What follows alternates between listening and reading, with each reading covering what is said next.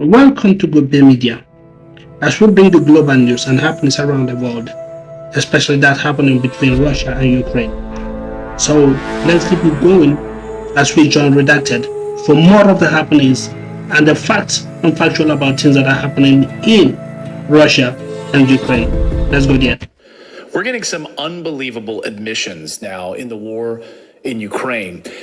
First from the Ukrainian side, and also from reports of captured Ukrainian soldiers high on some kind of drugs that are, I guess, propelling them on the front lines to do things they wouldn't otherwise do, according to reports. But we're also getting now reports from the Ukrainian side, unbelievable admission about where this war is going from a member of Ukrainian's own parliament. Now, this interview was featured on Sky News.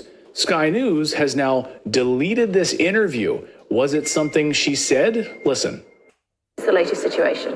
The counteroffensive is going as planned. Is it going as planned? Well, as much as we can have it going as planned with the amount of weapons and the quality of the ammunition that we're getting. The steadier the deliveries and the bigger the deliveries of the armaments for Ukraine, the faster the counteroffensive can go. The problem is you've regained, less than 1% of the ground that you lost before the invasion? Unfortunately, that is the case. And you only have another month to go before? Another month or so before the cold and the winter settles in, before we will have to actually pause until the springtime. And this is the sad news for us, and I think not just for us, but all the countries that are supporting Ukraine right now. Is that continuing? Because I get the impression, I'm certainly told, that there is, you're having to try harder and harder to get aid, specifically from Europe and other Western countries. It is getting harder and harder because Russia is winning the battle of a protracted conflict today. So they are winning? In terms of protracted conflict strategies that they're trying to impose on Ukraine and the world, unfortunately, we have to say that they are gaining the upper hand yet again. They have done this back in 2014. The lessons weren't learned. The aid was being delivered too slowly and at a non-stable rate, and this is the results that we are getting. I am a firm believer that Russia could have been stopped with their escalation of the aggression in February 2022, when Ukraine was asking for weapons through January, through October, November, December 2021, but was not being taken seriously. And when the offer on the table for us Ukrainians was to surrender to Putin's demands. So Ukraine is running out of time, they're running out of weapons, they're running out of personnel. And we wanted to bring in ex-CIA analyst Larry Johnson, who follows this all very closely, to dive into this. Larry, a couple of big things I want to cover with you today. But first, I just want to get your response to what this woman, Leslie, has said about the truth about what's happening in Ukraine right now. They're admitting Russia's winning. Yeah, well, it's evident if anybody's just been paying attention. Look at social media. Social media is the one thing that no government in the world can completely, fully control. They can try to shut it down. So when you go to social media, you see row upon row upon row of Ukrainian flags fluttering over freshly dug graves. Thousands of these. You don't see that in Russia. Right. So right there, it tells you right away that the casualties are in Ukraine. The average age of the soldier fighting on the front lines for Ukraine is 40 years old. That means you may have one or two who are 17 or 18, but you got a lot more who are over the age of 40. That speaks to a manpower loss. Just put the losses in context. Right now, it's estimated that Ukraine has lost over 500,000 men killed in action. Wow. During World War II, the British, the United Kingdom, its entire killed in action in both Europe, Africa, and the Pacific was 345,000. That was after 6 years of war. So we need to understand that what's unfolding right now in Ukraine is unbelievable carnage. And the winter approaching. She admits that only a few weeks left, of course, until the cold weather, the immobilization of these troops, and basically admitting whatever sort of counteroffensive they had, they haven't really gained anything at all. In fact, it's been maybe inches here and there, and over close to 100,000 killed now just in this counteroffensive. Yeah. What people didn't understand is that the defensive lines that Surovikin erected a year ago, they were not designed like the Alamo, where you stand and fight, and Jim Bowie laying on his bed throwing a Bowie knife as he's getting killed. Right. They are designed to be flexible. So when they come in, they bend, and then the Ukrainians go into what's called a salient, and then they get attacked from the side, and they're forced back out. So think of it more like a rubber band. But the truth of the matter is, and it was even reported by the New York Times, is that total land captured, Russia's captured far more than Ukraine. But this isn't about capturing land. It's about the question of, do you have a force that is trained, that you can sustain in the field, and that has a good logistics flow to it? And that's what's breaking down on the Ukrainian side. They are utterly dependent upon money from the West and weapons from the West. And in the last 2 or 3 days, we've had the British even admit, hey, we've run out. We don't have any more to send. Right. This is a big revelation from the British side. We don't have any weapons to send, and frankly, we're out of money to send. And according to Ben Wallace, a former UK defense secretary, says Zelensky must start mobilizing young Ukrainians more. So now you've exhausted just about everything. Now let's start going into the youngest of the young and throwing them onto the front lines. And as you've been reporting on your Telegram and on your website, the countless number of young Ukrainian men in the funeral processions that you're not seeing in Western coverage. I mean, open caskets of Ukrainian soldiers, weeping mothers, weeping wives, people lining the streets as caskets are being brought down the Ukrainian streets. And you're not going to see that on CNN. Right. Now, and what it's doing to the Ukrainian population. Look back again at World War II as a benchmark, as a reference point. The United States lost 472,000 killed in action in the Pacific and Europe and Africa. And we had a population then of about 160 million. Here's Ukraine, whose population right now in country is estimated to be around 25 million. And they've lost more people, more men than either the United States or Britain did during World War II.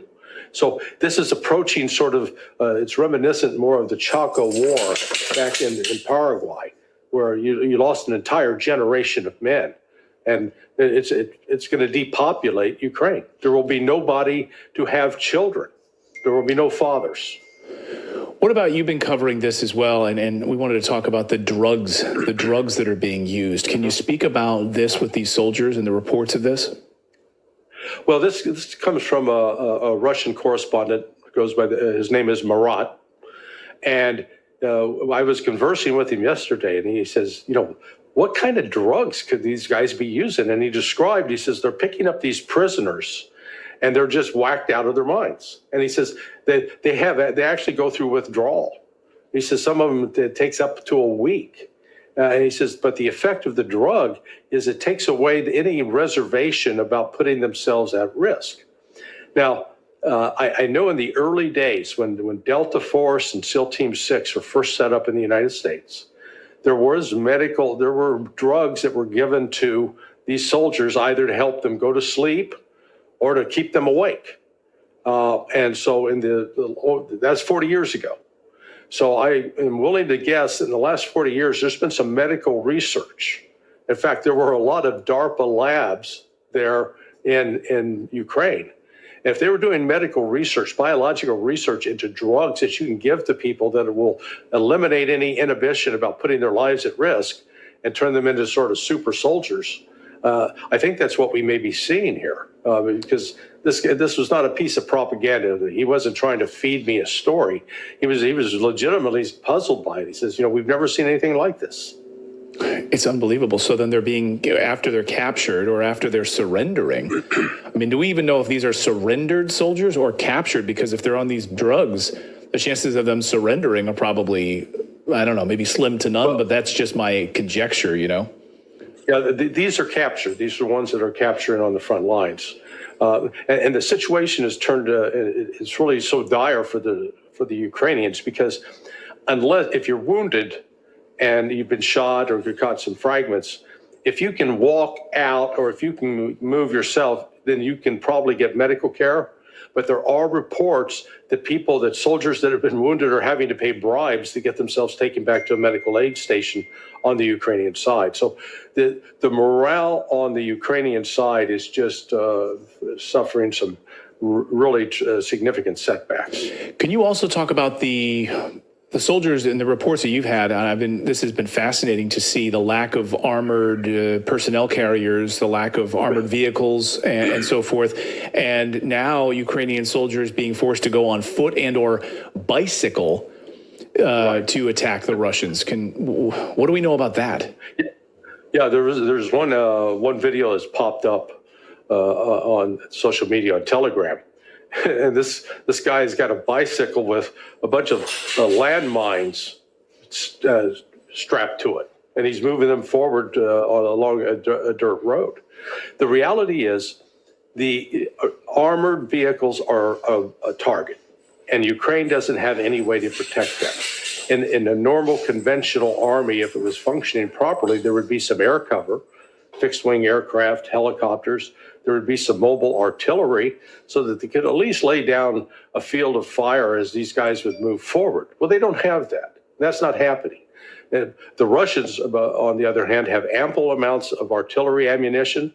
They've got the fixed-wing aircraft. They've got the helicopters. And so they're able to just devastate anybody in an armored vehicle or a tank. So they've come up, their solution is to try to infiltrate guys in on foot.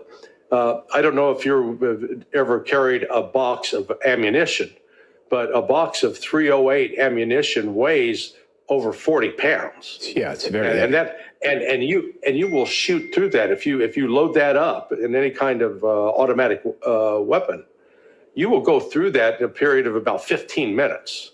So just the amount of weight you have to carry, putting soldiers in this position makes their combat ineffective. And you're forgetting about, what about the food? What about the water? Right. Water itself is heavy. Go fill up a couple of gallon jugs of water and walk around with those. Well, How much water do you think a guy on the front line needs? So these very practical considerations, the thing that touting, well, hey, they're walking in on foot, that's a great strategy. That's ridiculous. Well, one of the things that famously U.S. Grant became president of the United States, General Ulysses S. Grant, during the Civil War, was famous for was making sure that everyone had provisions and everything was fully stocked, and making sure that reinforcements were there, and all of the army will break down and collapse without the water, without the food, without the provisions, without the ammunition, without all of those things. It may seem, to other people's minds, secondary to the fighting, but in fact, it is the most important part of the fighting.